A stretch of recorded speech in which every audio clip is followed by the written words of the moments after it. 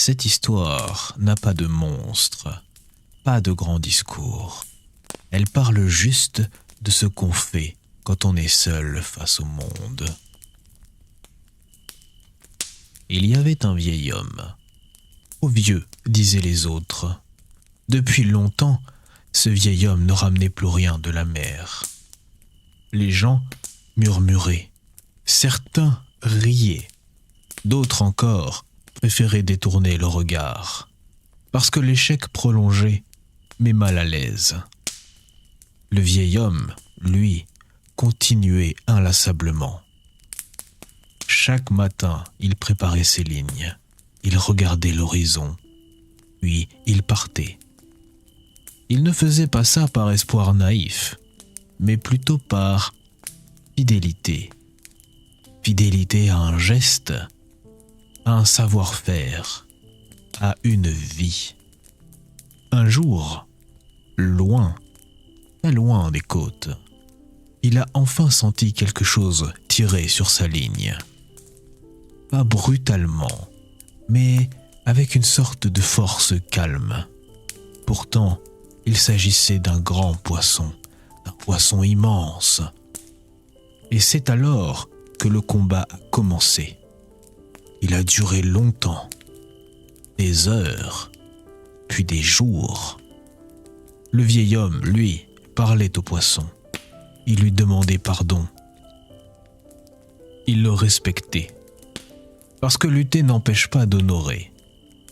Ses mains saignaient, son corps tremblait, mais il ne lâchait pas. Il ne s'agissait pas de gagner, non. Il s'agissait de tenir jusqu'au bout. Quand enfin il a vaincu le poisson, celui-ci était trop grand pour être amené en entier sur le bateau. Alors il l'a attaché à l'arrière et il a commencé à rentrer. Fatigué, brisé, mais droit et fier. Sur le chemin, les requins sont venus, un par un, pour grignoter le poisson. Il ne s'agissait pas là d'une quelconque cruauté, mais simplement de leur nature. Alors le vieil homme s'est battu, encore.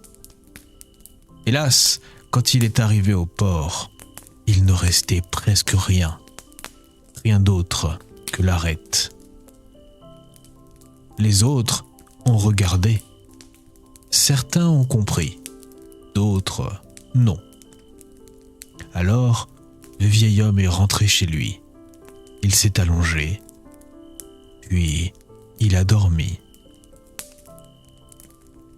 Tu vois, dans cette histoire, le vieil homme n'a rien rapporté.